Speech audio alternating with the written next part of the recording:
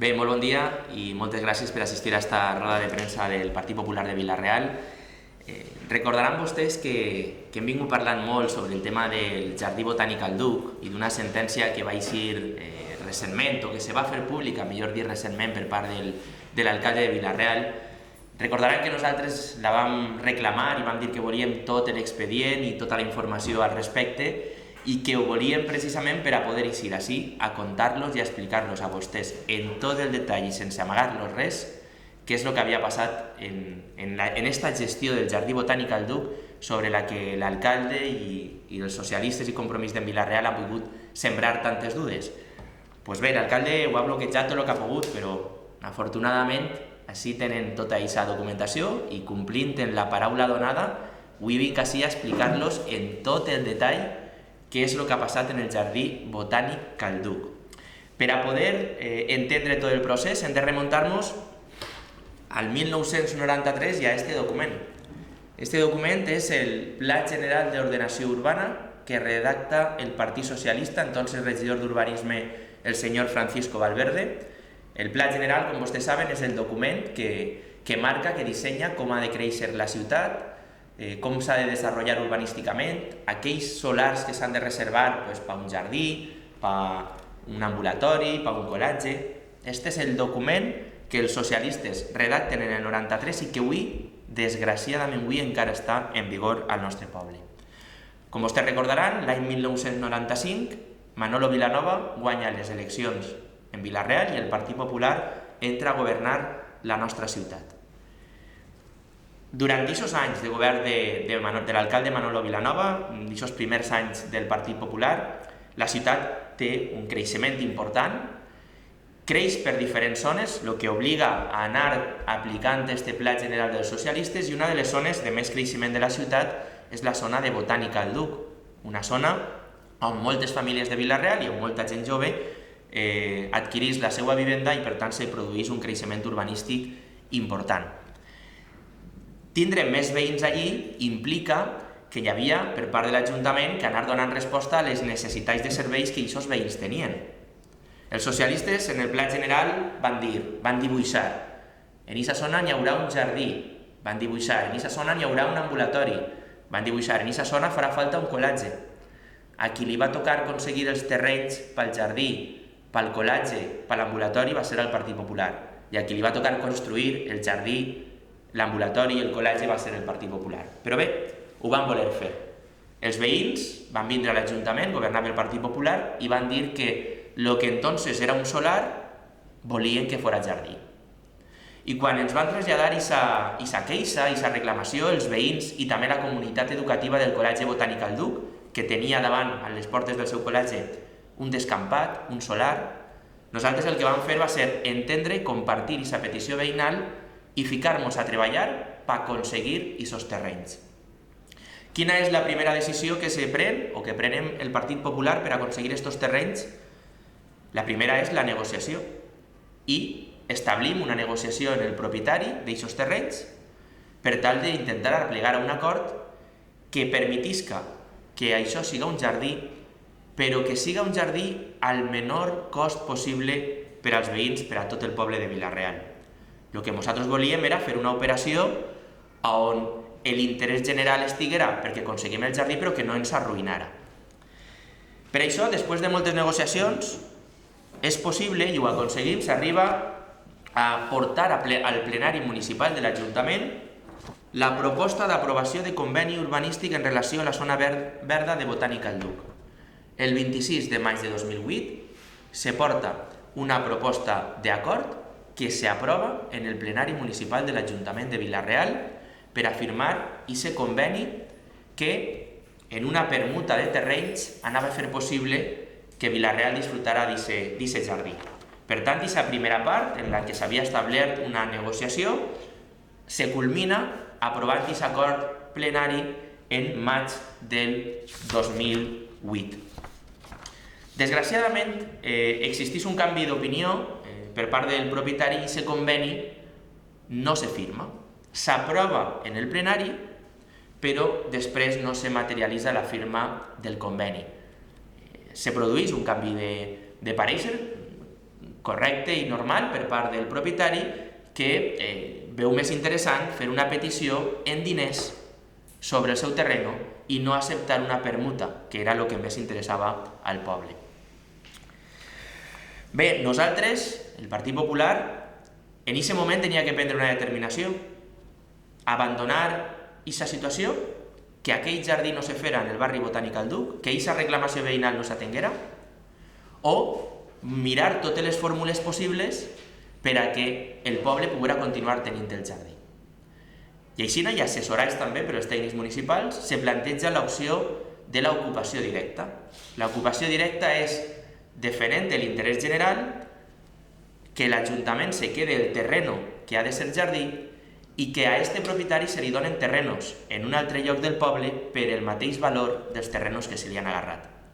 Per tant, a aquest propietari se li paga. A algú així li agrada jugar a dir que el Partit Popular va agarrar els terrenos i no va pagar. No. Esta fórmula, que és una fórmula urbanística normal i que s'utilitza, el que busca sempre és, davant d'una confrontació, davant d'una situació en la que no hi ha acord entre propietari i administració, puga prevalèixer l'interès general, puga permetir que hi hagi un jardí. I per tant, s'inicia aquesta tramitació per a que se valore el terreny i se li oferisca a aquest propietari terrenys en una altra zona del poble pel mateix valor. Miren, este és el document. Això que els he dit no és una decisió que se pren o que se valora en el despatx d'alcaldia. Com se fa una ocupació directa? Com s'ha de valorar el terreny? I quins terrenys se li poden compensar a aquest propietari? És, com veuen en aquest document, que és Proyecto de Ocupación Directa, una valoració totalment tècnica, que firma, este document, el firma el arquitecte municipal de l'Ajuntament de Vila-real i arquitecte general de l'Ajuntament de Vila-real. Este arquitecte, fent bé la faena, fa este projecte i diu quin ha de ser el procediment i estableix quina és la valoració del sòl i en base a quines fórmules se té que atendre el que n'hi ha que valorar el seu sòl i el que n'hi ha que pagar-li a este propietari. Així com podem veure, un informe tècnic detallant moltíssim quin és el procediment i quin és el valor del sòl. Què fa el propietari davant de que l'Ajuntament inici l'ocupació directa? El propietari, i com els he dit abans, tenia interès en poder cobrar-ho en diners. Per tant, presenta al·legacions. Dic, no estic d'acord en aquesta decisió. I presenta al·legacions, dues al·legacions concretament. Diu que no és correcte que li facin una ocupació directa, que no és correcte que li ocupen els seus terrenys sense el seu consentiment, i diu també que no està d'acord en la valoració que el tècnic li ha fet del seu sòl. Aquestes són les dues al·legacions que el propietari presenta al document que fa l'arquitecte municipal. I aquest document, que planteja unes qüestions tècniques, és contestat pels tècnics en aquestes dues respostes a al·legacions. Esta és la resposta a l'informe que fa l'arquitecte municipal i este el servei jurídic de l'Ajuntament de Vila-real. El arquitecte municipal diu: de conformidad con el encargo del señor alcalde, se procede a emitir informe técnico respecto a las alegaciones que ha presentado el propietario. Diu, respecte a la improcedència de l'ocupació directa, respecte a que m'hageu agarrat el terreno sense el meu consentiment. L'arquitecte municipal diu en este informe que se propone desestimar la alegación. L'arquitecte municipal diu que no és correcte o que no hi ha problema en que s'hagi ocupat el terreny en ocupació directa i que això és correcte. I respecte a la disconformitat con la valoració del suelo, el mateix arquitecte municipal també li diu al propietari que és tot correcte i que també se té que desestimar aquesta al·legació. Els serveis jurídics de l'Ajuntament recomanen també a l'alcalde de Vila-real desestimar totes les al·legacions presentades per els tècnics. Què fa el propietari? El propietari presenta una petició d'expropiació a l'Ajuntament per diners i ho presenta i inicia la tramitació i presenta este document i li demana a l'Ajuntament de Vila-real el 11 d'agost del 2010, governant el Partit Popular, que li expropie el seu terreny per 5.864.861 euros. El propietari que no acceptava que l'Ajuntament li canviara el seu terreny per uns altres, presenta aquest document exigint, demanant al poble de Vila-real, a l'Ajuntament, que li expropie el seu terreny per prop de 6 milions d'euros. Afortunadament, que s'haguera iniciat aquest procediment anterior d'ocupació directa va permetre que se poguera desestimar aquesta petició. I els tècnics li diuen l'Ajuntament ja ha iniciat una tramitació per a obtindre aquest terreny i, per tant, no se té per què atendre la petició d'expropiació en diners. Evidentment, el propietari no se queda conforme en aquesta situació i el que fa és recurrir-ho davant la justícia sempre en la intenció de poder cobrar en diners en compte d'en terrenys. I en això arriba la sentència, que no me l'havien ensenyat i que no me l'havien explicat i que crec que és interessant que s'ensenye i que s'explique perquè ahí queda resolt tot. El propietari fa 3 reclamacions davant dels juzgats.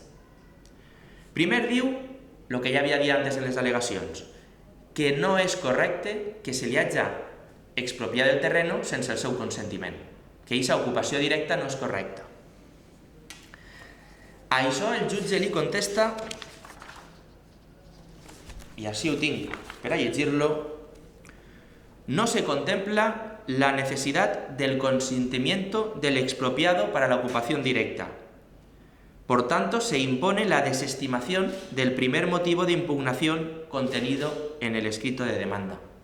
El jutge, a la seva queixa de dir no és correcte que m'hagin ocupat els terrenos sense el meu consentiment, el jutge li diu sí que és correcte. I sa figura és una figura normal i corrent en urbanisme, s'ha aplicat correctament i, per tant, desestima esta petició del propietari.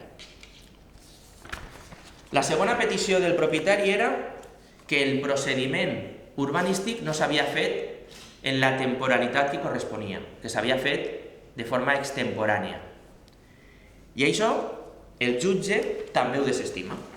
I ho desestima dient-li que no revestía carácter extemporáneo el procedimiento de ocupación directa a que se contraían los autos, por resultar de lo dispuesto en el artículo 187 de la LUF, que la ocupación directa se podía efectuar en cualquier momento. Li diu també a esta demanda del propietari que no, que l'ocupació directa i el procediment de l'ocupació directa s'ha fet d'acord a llei, d'acord a l'artícul 187 de la LUF, i que, per tant, això també li desestima aquesta reclamació.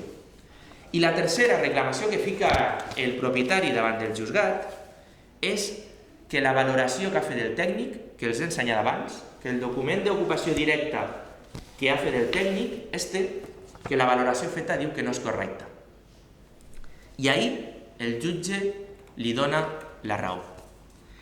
I li dona la raó el jutge, i vull llegir-ho en la sentència, dient que al no encontrarse las referidas unidades de ejecución desarrolladas y no existir testigo que permitiera conocer el valor del mercado del inmueble bajo la hipótesis de edificio terminado, extremos estos en los que vino a mostrarse coincidente el arquitecto municipal al señalar que cuando fue preguntado al respecto que únicamente pudo contemplar una transacción, dado que no tenía otra opción al no existir en las fechas de valoración de mercado inmobiliario como tal.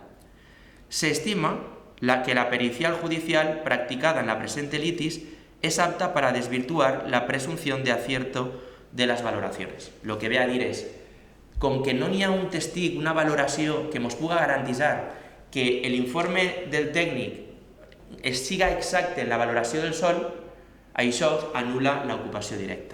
Per tant, el que està dient el jutge és que l'únic sobre el que no s'havia fet bé o correctament era precisament aquesta valoració de l'informe tècnic d'ocupació directa. Miren que ens han contat que això havia sigut un empastre del PP, que això havia sigut un capritxo del PP, que el PP li havia agarrat el terreno sense ninguna legalitat i sense pagar-li al propietari, que havia fet una expropiació forçosa. Ojo si ens han contat mentires. Han dit que l'ocupació directa era robar. Així la sentència diu que l'ocupació directa és correcta. Han dit que la temporalitat era il·legal. Així el jutge diu que la temporalitat ha sigut la correcta. I l'únic que diu el jutge és que este informe de l'arquitecte municipal, quan fa la valoració de quins terrenys se li té que compensar, no se garantís que el valor dels terrenys que se li donen siguin els mateixos. Podria ser el valor inclús més. Podria i sí beneficiar el propietari.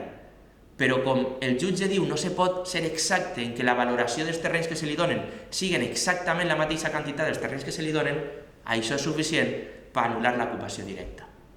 I què vol dir que s'anul·la l'ocupació directa? Vol dir que en esta sentència, com molt bé ha dit Benlloc, com molt mal ha dit Benlloc, que esta sentència ens obliga, ens castiga a pagar més de 5 milions d'euros. Mentira. Mentira. Esta sentència, de fet, en costes, només ens obliga a pagar com a màxim 673 euros. 675, per ser exactes, com a màxim. O sigui, ens castiguen, ens condenen a pagar les costes del procediment a un màxim de 675 euros. Però el que fa este document era el que el Partit Popular pretenia evitar. És tornar al propietari els drets que el Pla General li donava en el 93. El que fem és tornar a la situació en què el propietari va vindre a l'Ajuntament i ens va demanar prop de 6 milions d'euros. No ens està condenant a 6 milions d'euros per una indemnització que n'hi hagi que donar a ningú, no. El que està dient és, com este procediment que el Partit Popular i els tècnics van plantejar, finalment per un error en el valor no s'ha pogut materialitzar, tornem a aquesta situació i per tant el propietari, en base a el que dia el Pla General dels Socialistes, té dret a vindre a l'Ajuntament i a exigir-li a l'Ajuntament que li pague prop de 6 milions d'euros per aquest terreno. Que es torna a dir, era el que nosaltres volíem evitar.